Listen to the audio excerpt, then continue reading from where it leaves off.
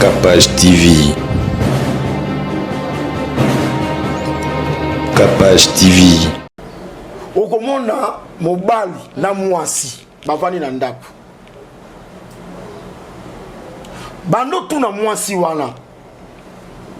Okuta congélateur, ramassette, nzeta fufu, mbabola, réchaud, drap, oreiller na kati ya ndako. Soki babiloko wana elobaka. Okotuna congélateur yo koti na ndako ndeni. Congélateur répondre OK, pona kota na ndako oyo basombaka nga. Otuni oreiller ko bake basombaka nga. Otuni même ramassette oyo lo kotela ba poussière na ndako wana. Akobake pona kota nazaki na magasin moko songolo bayaka bapesaka mbongo nde na kota na ndako oyo. Même drap, même tonga. Moko comme pas mwasi. Oya tshaka ba provision na kati ya congélateur wana. Oya ye moko da somba ramassette wana. Donc na kati ya ndaku biloko nyonso sombama sauf mwasi. Okomona mwasi kitoko bana bazokende université. Frère académique mona me mama na bango bavandisa ye na ndaku ofele. Mais yo bala mwasi te banoko bakoliela obanati. Po baza na pouvoir likona bango. Moi ça zara ya bango. Aza ya bango po yo bala te balia mbongo na yo te. Ata fanta ba melate. Nana kama bandeko moso aza courageux, yo pesa ata fanta te, mozo ke na famille mwasi, ozo ya pena lolendo. Ba pesa pe fufu au lié. Mais on pesa ata fanta te.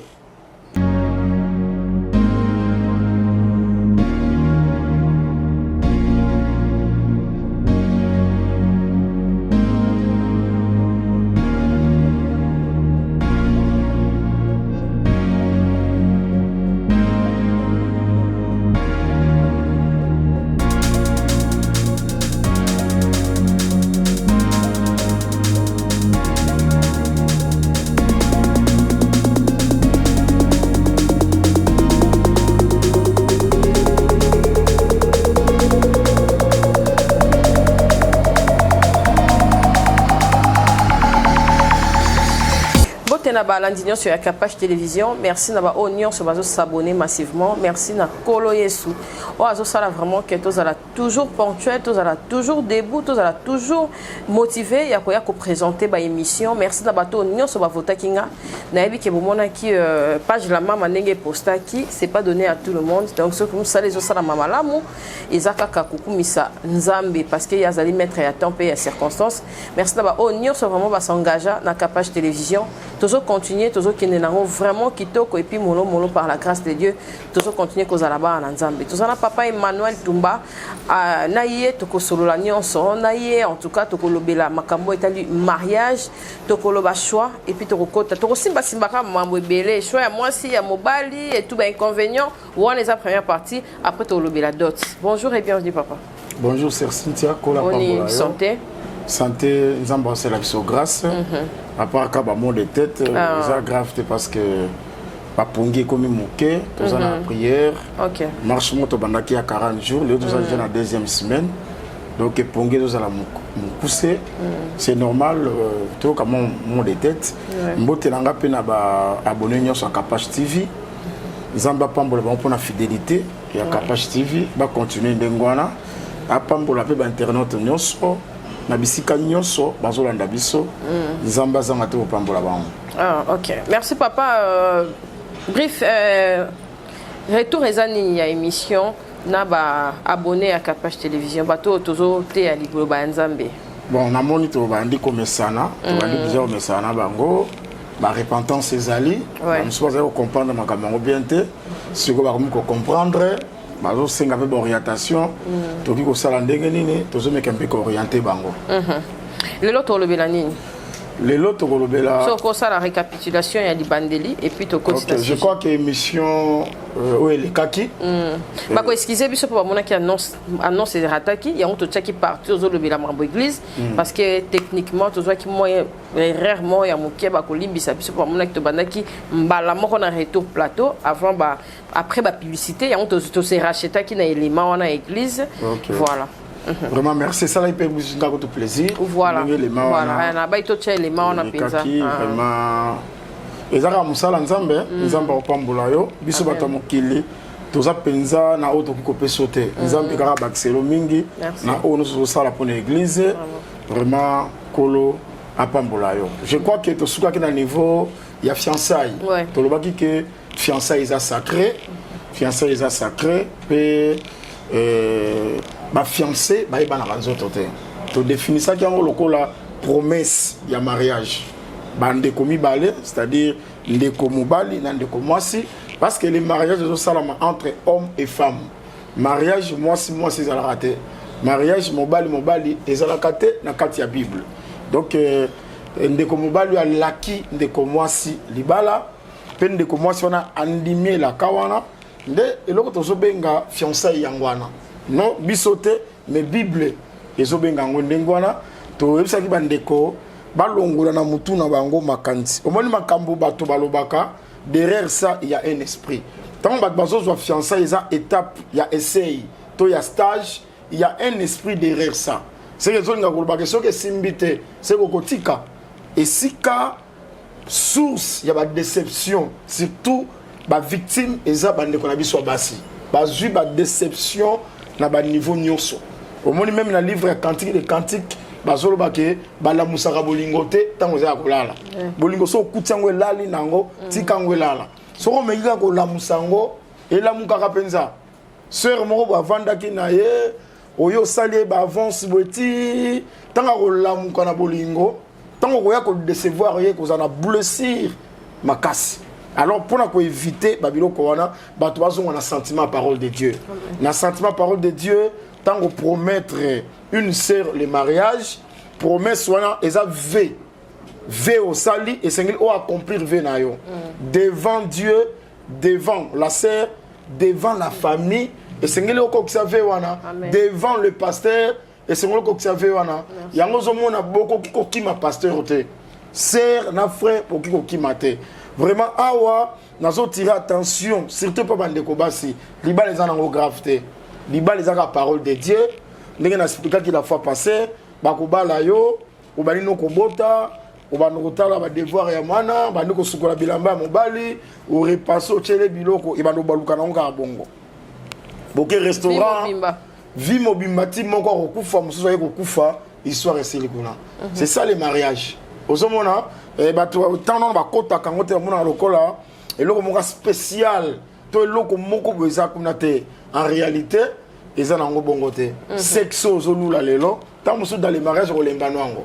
Ils ont la mobali, ils ont la moisi. Tant que comme le moment va embêter yo. Donc bakbas en abango na kimia. Sala likambango, ils ont la molongo. Il y a le banzambe pour sumukate. Le quoi les a parole de Dieu, ils allaient lier na vie éternelle. Donc fiançailles, ils ont promesse ya mariage, ils ont sacré bato sayango. Ba fiancé ba yeba na kanzoto te boko batela lo lenge wana ti boko kota na kati ya mariage. Je crois esika tozo kota pourquoi boko yeba na nzoto te parce que ça na likambo o sengeli bo sala e me babino na kati ya ndako libala soki na bo sali likambo wana te boko mi batela na le fiancé à cause de la chaste, la fiancée à cause de la vierge. Soki Seigneur tant on a boyamba qui était tant on a bo croya qui était écoutaki yo mobalo bebisaki chasteté na yo depuis mokolo kwayaki batela eta na yo soki pozaki ser obungisaki virginité na yo na mokili mokolo koti en Christ batela eta wana bokotika la koyeba na nzoto te parce que na Bible ba fiancé ba yeba na nzoto bazalaka te na pesaki exemple ya Joseph na Marie au monique bazaki ba fiancé mais Marie atkala ko za la vierge. Deutéronome chapitre 22 et tal sibiso que ceux qui va violer une fille, une jeune fille vierge fiancée. Au moment où on a la place, il y a fiancée, bazo combiné on a virginité. On a retenu ça que la fiancée a pris quoi pas mobilité. Tout comme fiancée a pris qu'on connaître nous autres fiancés n'a été. D'abord, et ça respect. Mobile union soyo. Azako déshonoré donc azo yeba nous autres fiancés, azo déshonoré. ndenge Tamar alobaki pa ndekone Amnon alobi na Israël le kakaboete senganga epa ya roi akopesa nga yo nakokende wapi na soni nanga. Donc c'est la honte et ça déshonore babiloko wana. Donc nzambe asala bandeko grâce to zonga na sentiment ya parole de Dieu c'est que ça likambute que omeka potika quand même faut to respecter ndeko mwasi wana za mwana ya bato asa ikela mo ya nzambe asa na libota na ye soki pena bolingo ezali yenda kozala mwasi na yo yenda kozala mama bana na yo du respect quand même. Tomeka moto ba benginga à partir ya mikili ya poto alobi sœur Cynthia moto na nzambe azolobeza ya solo mais makambo pe oyo ya ko texter avant libala eza ya solo parce que nga na bala mwasi na ngai vierge mais ndaka libala azobala te wana sikoyo elakisi nini azosala nini azobota te voilà. Mais na kawana ma sœur ezabali ngondo mais ngondo et là on y est là ici frère qui soki amekaka enda nga obota et là comment ils c'est ça te bosomona okipe komeka osobota na yote makambo ko bota eza makambo ya nzambe oya pesa ka bana eza nzambe. Rachel atungisa ki Jacob pesa nga bana Jacob abeske za nga nzambe pona peso bana bazali kaboko ute pa nzambe soki bokomi na kawana na kati ezate ko pomeka kitete eza bongo te siko yo zalaki ko sa intention ezaki ke tango za ba fianço botisa ye siko yo na bible nde wana eza sous fiançailles wana et comme le deux ba commis une seule chair c'est déjà le mariage. Donc mariage est déjà consommé sauf que mariage on les a honoré parce que vous respectez ma procédure vous là. Donc et si vraiment toujours insister que tous ont un sens wanate que fiancé eza période ya komeka que ce que simbite beaucoup kabwana en tout cas ce qui va te rolanda un esprit mo ça noble va comprendre que né il y a ba déception ils ont entendu wana. Ok. Merci papa pour la bonne parole. Avant tout qu'il y ait des siko na maman na likambo na biso ezali d'autres, ba bazali ko se plaindre d'autres, c'est comme commerce ya famille moi si ba comment côté kaye na tanga kalezala ki bongote ba makambo kili. Merci na ba partenaire nyonso bazoko ya na Capage télévision na ba o bazali ko silisa ba contrat na ba o bazali na ba contrat indéterminé lokola ba kasi boutique bala jaqueta ainsi de suite. Merci na ba o pe bazolinga ko rejoindre biso bozo kokate numéro na biso ezawana tous va spot publicitaire et puis tozonga po to continuer l'émission na biso voilà. Alléluia Shiloh Alléluia Nzambe Alléluia Alléluia Nzambe Alléluia moye basala nyonso mpona ngai babete yo mpona nga nzambe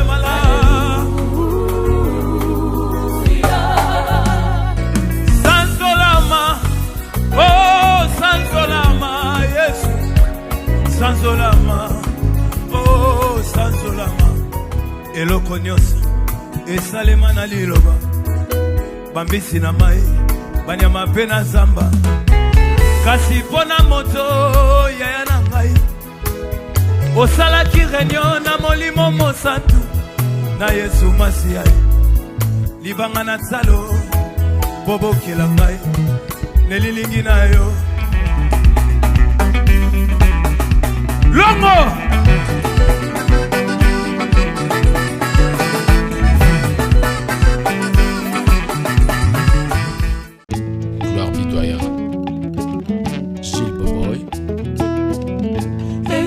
soki nalati na bibi oromunia na miso ya bato bakumisanga soki napesi bango te mokongo bakomi kosasanga na nzela licho talanga na miso nayoka yo elengi suka ya molongo fungola elongi marke ya koseka fololo ya kansia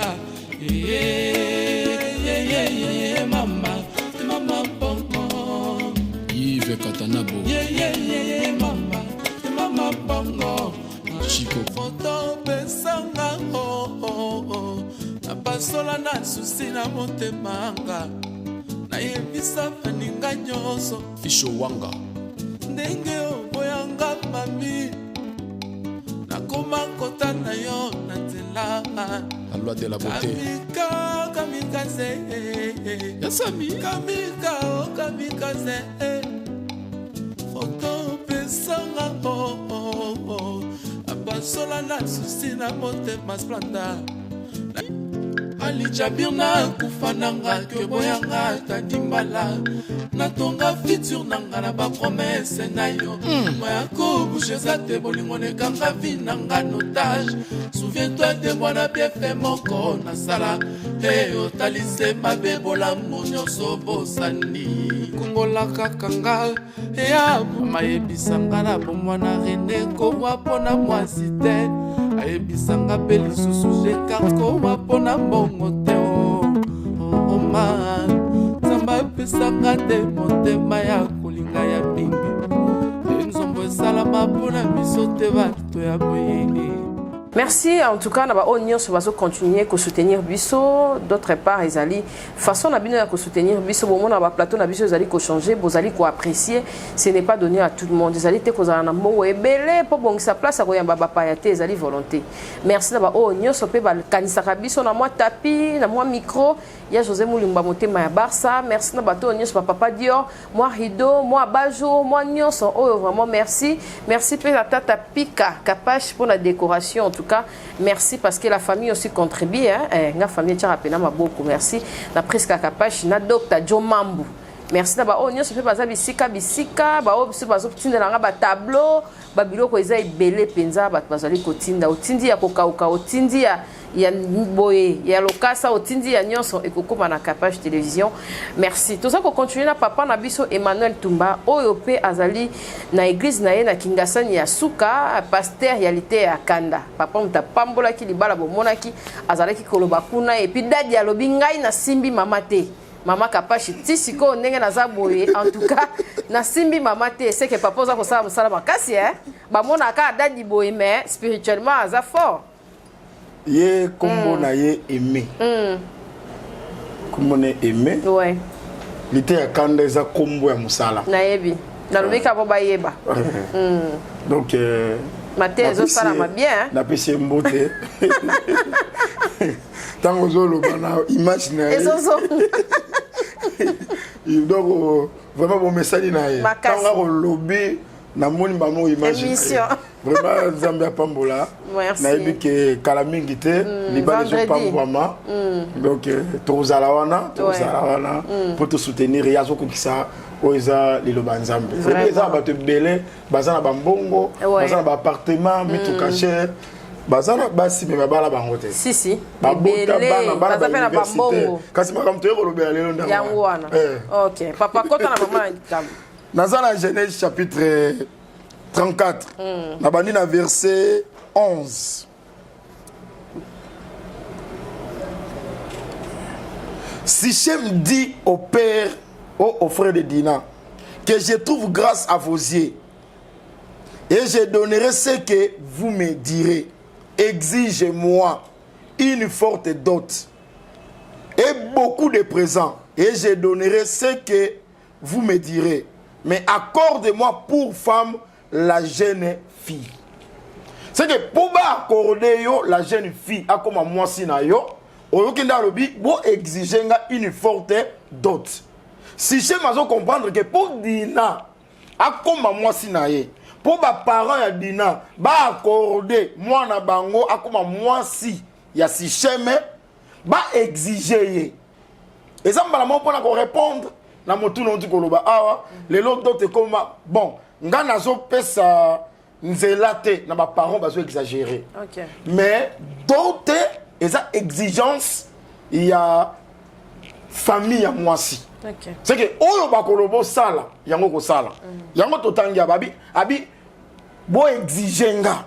C'est que oyo bango bakosenga yango wana c'est pour dire que c'est Cynthia Papa. bazwaka moi si ofele te. OK. Moi si bazwa ko felete. Amen. Dot eza sacré. On comprend que tant que fiançailles et salami étape ezolanda faut qu'on verser dot na fiancé na yo. Na moto ya au prometa qui est le mariage. Pour comme si ko fiancé na yo, alors on va fiancé. A comme moi si na yo et sengeli au verset dot. Dot ezali biblique. Dot ezali parole de Dieu. C'est que moto non sa verset dot était à comprendre que bukali no banzambe. Père ont respecté moi si na yete. Yango na lo baboy. Ma sœur. Papa. Okomona mobali na mwasi bavani na ndako. Bando tu na mwasi wana. Okuta congélateur, ramassette, nzeta fufu, mbabola, réchaud, drap, oreiller na kati ya ndako. Soki babiloko wana lobaka. Okotuna congélateur yo koti na ndako ndeni. Congélateur répondre OK, pona kota na ndako basombaka nga. Otuni oreiller ko bage basombaka nga. Otuni même ramassette oyo lo côté la ba poussière na ndako wana. Akobake pona kota nazaki na magasin moko songolo bayaka ba pesa ka mbongo. Nde na kota na ndako oyo. Même drap, même tonga. Moko comme pas moi si. Oya tshaka ba provision. Na kati ya congélateur wana. Oya yemoko da somba ramassette wana. Donc na kati ya ndako biloko nyonso sombama sauf moi si. C'est raison que ça même na congélateur, même na ramassette les qui on a avalé parce que ramassette de kota ndako ba somba. Oya kota ofele kakayo. Et ça respecté. Et ça respecté. Vraiment. Et ça si j'ai réflexion hein, nazo tchola mutote, nazo mépriser mutote. Parce que ça bato mususu yo zo ba a, ya zo ko b. Z ikutu. Donc mato ina yezo yo ka yo zo ba z, mais yo zo ba a. Au contraire, tu as respecté ma maman. C'est belé. Tu as dit kilo na bango. Au moment moi c'est kitoko bana bazo ke université. Frère académique moi mais maman na bango ba vandisa ye na ndako ofele. Ya on senga na bana. Oh déjà pour atteindre la maturité. Bon va salon maman na papa botuna maman. Bon t'as ça dans dossier parce qu'ils ont perçu sur le coup monter. Si on lobby tant moi si ba rejoindre au fait est-ce qu'on a pouvoir ya ko loba tant moi mon bali a rejoindre moi si moi côté au fait est-ce que papa on courage à ko loba ça a pouvoir on donne ce qu'on a papa faut ça la modèle ya bana na yo maman faut ça la modèle pe ya bana na yo comment beaucoup vendre à 20 ans 25 à 30 ans na ndako alibala maman kota wana ya ofele c'est ça. Bon, Mouki Liloba Nzambe, d'autres est sacré, d'autres c'est la parole de Dieu. Si chez Malobi, bon exiger une forte, d'autres, jeune fille n'a bino akoma moi si nanga. C'est que, bah comme à moi si, et c'est le verset d'autres. Mais na sepeli nango parce qu'à l'obi que, bon exiger une forte, d'autres. Voilà, ok, dans ma famille, autant on va une forte, d'autres, bah ça a raison. Au moins, c'est que d'autres est zalaka. Une forte d'autres est zalaka. C'est que tant qu'il y a lobby bongo, pour n'ande quoi dina, si mais on a levé, tant qu'il y a forte d'autres, pour n'a bango, forte d'autres est à superté, forte d'autres est à dollar té, forte d'autres est à groupe électrogène tenait la zone de ma famille à l'élo. Pour n'a bango, bazo quand on a dit tout y a dit ça qu'on les forte d'autres, alors c'est un peu exiger force d'autres. Babandi. Babi poto ndima peuple na bino nyonso faut pas la circoncis. Et nous va exiger bango ngwana. OK. Il faut pas la circoncis. Mibali na bino nyonso ba kata mangenga. Or tamba ko kata mangenga makile kotanga. C'est le banga ba lobara que la forte dot ozo senga makila e sengeli otanga. Ndeni papa. Yango mais ba kata ki bango ngengati. Si on a levé avec ko mopanga ba koteli ba si chemiti wana ba bomi bango c'est que pour na bango forte dote et sengel makile tanga forte dot c'est la mort. Oh nanyango a quoi qu'on payer la forte dot. Mais c'est la mort de la croix et ça qui forte dot pour biso église donc comme moi c'est à Christ. Il y a un écriture lobby Marie aimez vos femmes comme Christ a aimé l'église. C'est que biso église Christ a joué biso félete a racheté biso par son propre sang. Amen. Écriture zolo bayango awa na 1 Pierre. 1 Pierre chapitre 1. Chapitre 1er verset 18. Et le Bible. Car non, pardon. 1 Pierre chapitre 1 verset 18.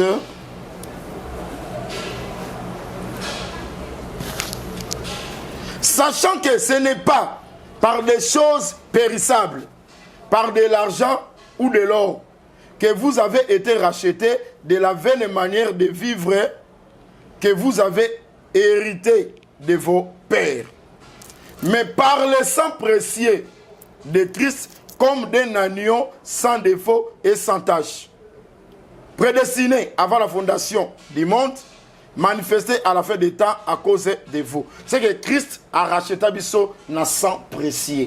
Makila ya motuya. Yangonde forte dot. C'est que on nyonso mibali ba pesa kana mokili. Christ azali au-dessus ya mibali nyonso. Ye na place a pesa mbongo, na place a pesa mutuka, na place a pesa super, ya pesa makila. C'est que zobo moinaye a pesa.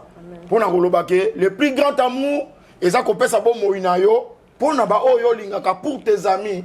Moto asalango kaka c'est le Seigneur Jésus-Christ. C'est que la forte dot engé kolobela prie oza ki verser na quoi pour biso église autre ça la moisi to comme appelle moi ça Christ. Sœur Cynthia, Jésus-Christ a son église au félete a versa le sang.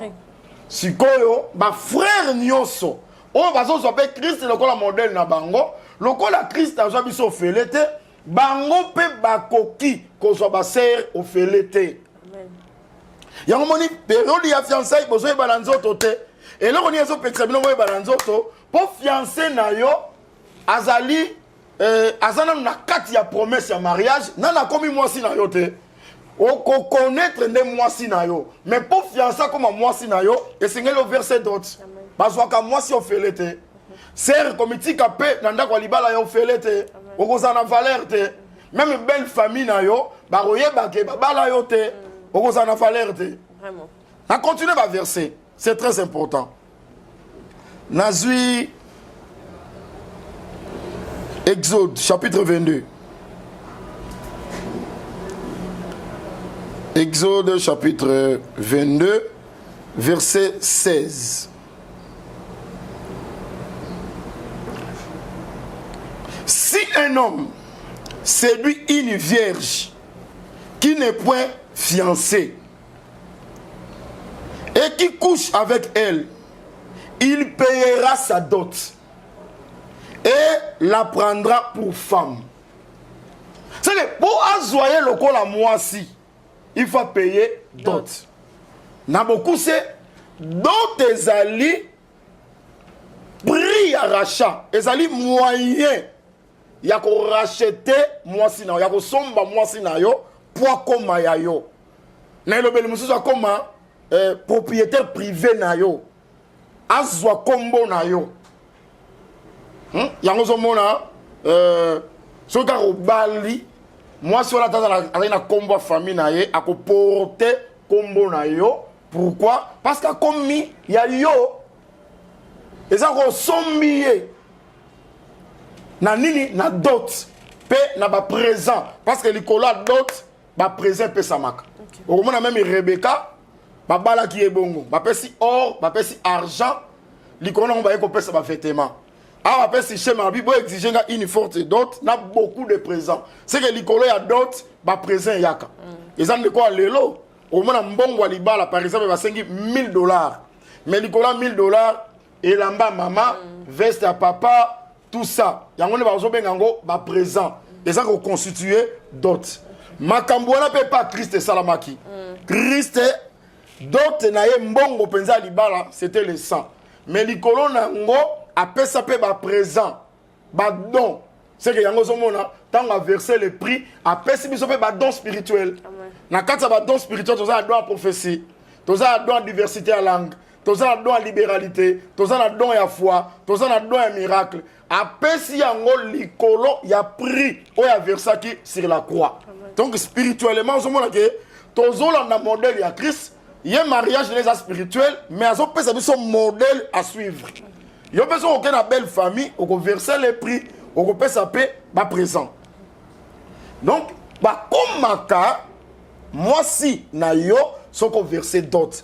Bon voilà, et ça le col, ma sœur, c'est très important. Et ça le col, les gens kata lien. Il y a moi si voilà la famille na yo pour appartenir na yo. Bazoua moi si on fait l'été.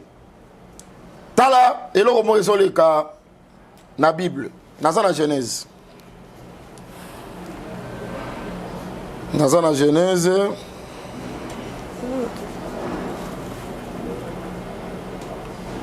Genèse 31.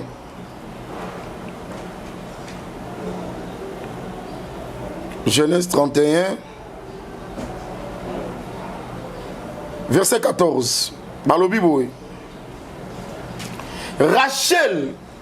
Balobi boy. Papa katana pense. Balobi boy. Rachel et Léa répondirent et lui dirent: avons-nous encore une part et un héritage dans la maison de notre père? Nous ne sommes-nous pas regardés pour lui comme des étrangers, puisqu'il nous a vendus,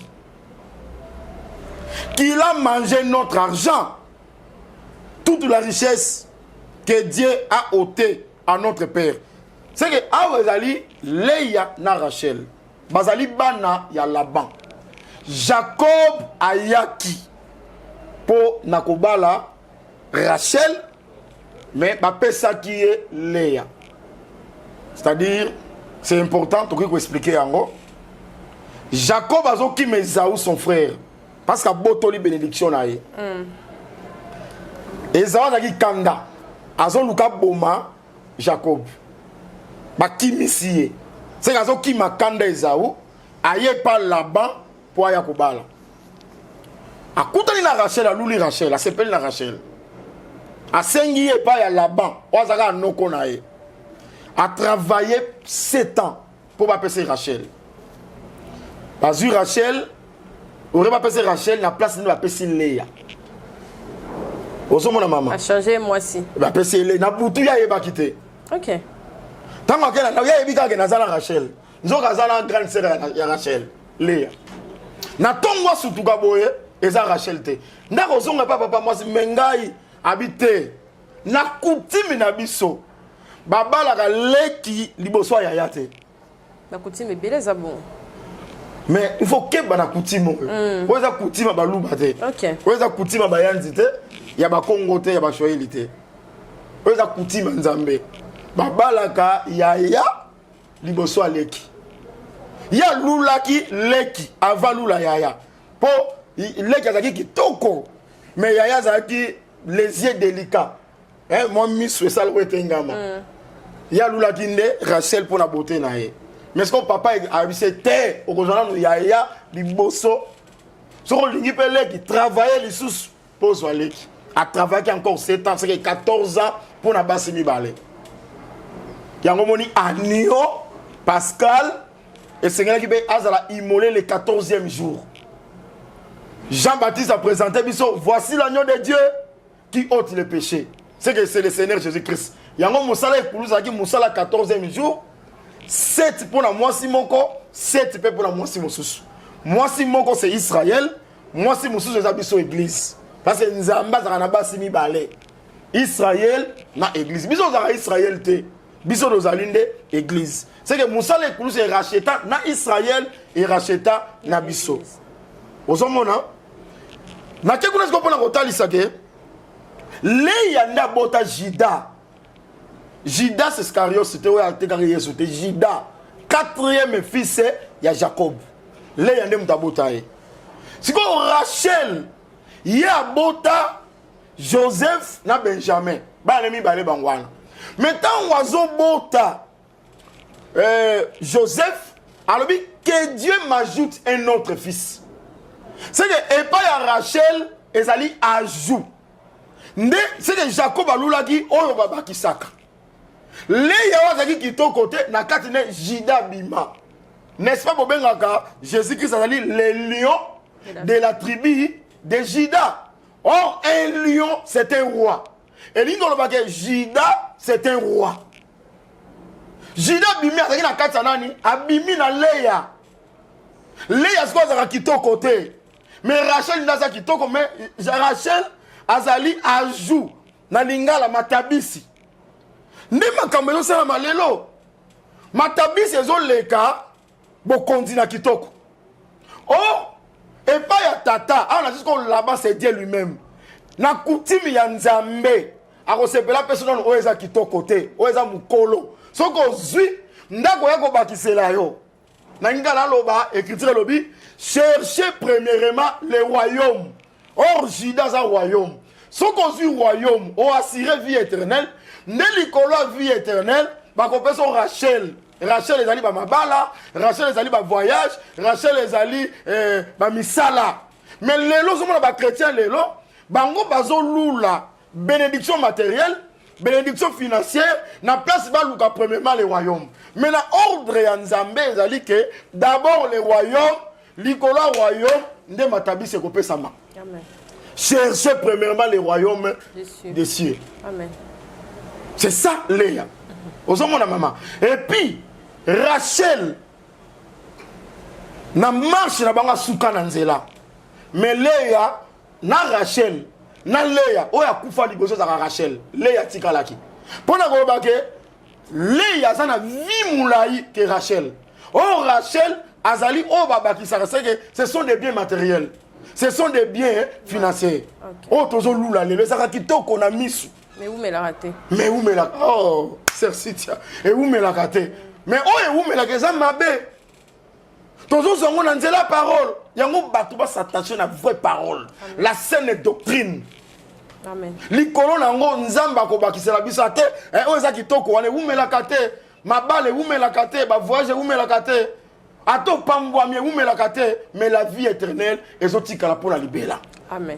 Oh, Nzamba pesi liboso ngwana. Donc, tu connais la révélation pour te édifier ba Nzamba. Ton zongi maintenant la doctrine ya mariage. Pour la kota lisake. Ba lobby par nini toza nango susu awa. Wana Jacob déjà kangisi ba prepi na ye azolinga abima. Basi Jacob atali tanga sineli wangabi toza suna part et pas tata na biso te tata na biso sa te kabiso n'est-ce pas asali ya mbongo na biso c'est bana bazo reconnaître que Jacob apesa mbongo tata na biso pa lia donc on lia na mbongo toza suna part awate c'est tozo ko appartenir suna famille yote c'est ningo ba ke dot et ya kapé ko kata lien ya mwasi na libota na ye pour koma ya yo. Mais yo bala moi cité ba non ko ba lié lo banati pour baza na pouvoir li ko na bango moi ça zara ya bango asa ya bango po yo bala te ba lia mbongo na yo te ata fanta ba melate na kama bande ko so za courage yo pesa ata fanta te mozo ke na famille moi si ozo appelle na lolendo ba peso pe fufu au lié mais on pesa ata fanta te ozo bote pe bana Ozobo tepe bana, pe ozoke na belle famille, hein? Ozoke pe na moi lolendo. Ba yambio pe ba peso pe fufu ba to lié, mais on peut ça ta fantante. Ngana ozala soni na okendete. Vraiment. Merci papa Emmanuel Tumba. En tout cas pour la lelo na surtout ceux qui est déjà rechuté liloba pour na batonyo sur baladi biso na sur deuxième émission na biso. Prochaine émission na biso to continuer à partir à place. Merci. Voilà. Okay. Vraiment, qu'on a pas bino. Amen. Je crois, ma camoto so c'est parole de Dieu. Bosa le lango, zamba kimia, arosana bino. Amen. Toko baka na likambotali d'autres prochainement, parce que télévision eza ngonga. Ouais. Alors na keko tali sake, na sœur Cynthia, tozo sala émission. nalobaki la fois passée que émission eza na esprit nango matin ya peine toteaka na chair eza na esprit nango eza na ouverture nango yango soki ozo sepela na mwa ndambo tozo flasher awa landa biso na chaîne na biso Pasteur Emmanuel Tumba TV. Amen. Au s'abonner. Kuna déjà ba matin eza déjà. To si to lancer déjà ba matin ya kuna ko landa kino ko mwande to te kana cher vraiment ko za malam. Na bandeli Pasteur Emmanuel Tumba TV au s'abonner. Vous s'abonnez très massivement. Pasteur wana katango kaka past. Emmanuel Tumba TV au kuta matin ya déjà ezali kuna pona émission toza na sœur Cynthia. Tozo sala musala nzambe na Kinshasa avenue Koli numéro 7 na Kingasani ya Suka. Miko na biso alo sambo mardi, mercredi, pe jeudi na 16h30. Dimanche toza na 8h juste. Numéro na biso à téléphone ezali mais t'occuper ko bandera yango plus 243 89 14 750 18 plus 243 89 14 750 18 numéro wana na WhatsApp okozwa biso. Je crois toza na marche à 40 jours. Toza na marche à 40 jours, tosi to bandaki eza na bandeko pe mingi. Bazo sambela na biso, lokola sœur Francine banda Suède azo sambela na biso direct na Facebook. Donc Facebook na biso ezali Tumba Emmanuel. So betika Tumba Emmanuel okomona biso. To obeti Pasteur Emmanuel Tumba officiel. Okozwa pe biso na page Facebook na biso. Kuna tozo tchabana direct. OK. Prière rezo bana de 0h à 2h. Et pas ba misusu na et pas na bango za la 1h kino na 3h du matin. Donc tozo sambela mikolo nyonso bandeko mingi déjà tozo sambela na bango net ba mamespe tozo sambela na bango depuis Bruxelles, ba sœur Liliane depuis France, tozo sambela déjà na bango direct Kolopé Aïba na Wopambo la bango. Donc programme toza nango yangwana bientôt là tozo préparer séminaire sur Jéroubal thème nango yangwana ezo banda du 22 au 27 juin et ça na carte déjà il y a préparatif. Vraiment Nzambe apambola binomiki. Merci papa, merci na ba onyo so ba diviso. Osa disponible ya ko loba ke papa turo ngamo kona zelo espace na Capage télévision azawana et puis numéro na ezali wana disponible. Merci na ba onyo so ba diviso prière ya suka et puis to clôturer. Seigneur Jésus, une fois de plus pambola bande kono so ba diviso.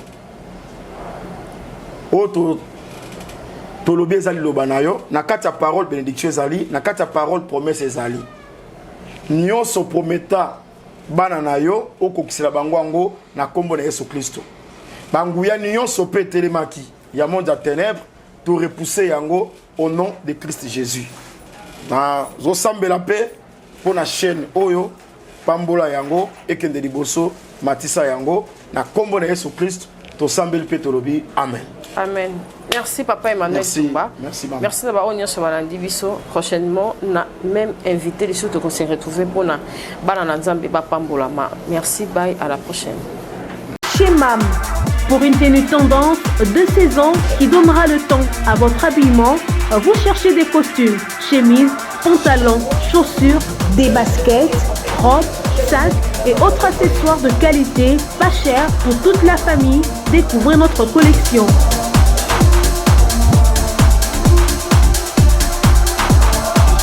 Prenez des couleurs chez MAM et redonnez un coup de fraîcheur à votre dressing.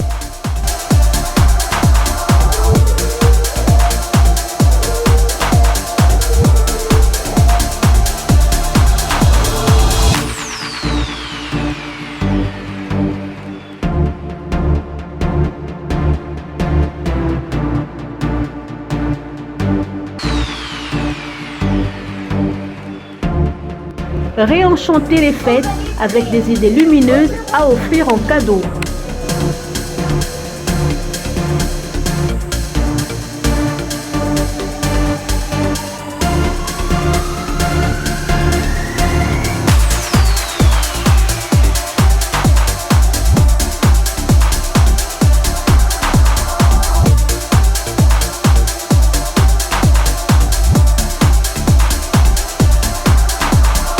Notre adresse: avenue Kassavubu, à Rekwado, dans la commune de Ngaliema. Pour tout contact, appelez-nous au +243 81 07 58 832. +243 99 99 25 124. Ouverture du magasin de lundi à samedi de 7h à 19h, dimanche de 10h à 19h.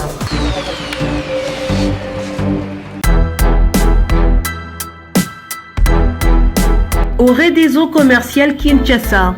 Oredeso est un complexe commercial qui dispose pour vous d'un flat hôtel ou mieux un sanctuaire tranquille, élégant et luxueux avec des chambres haut de gamme tout équipées où vous pouvez vous offrir un séjour confortable et relaxant.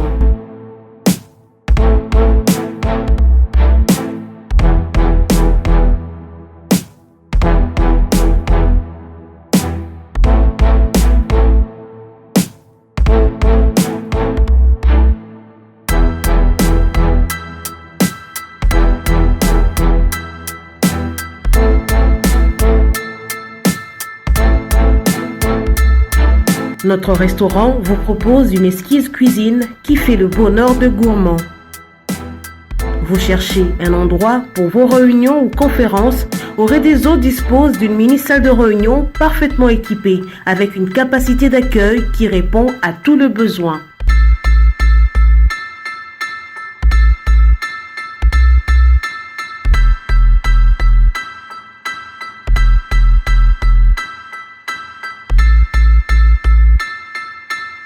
Oredeso Commercial Kinshasa, c'est aussi une boutique de vêtements sur mesure au prix du prêt-à-porter pour une élégance sans compromis.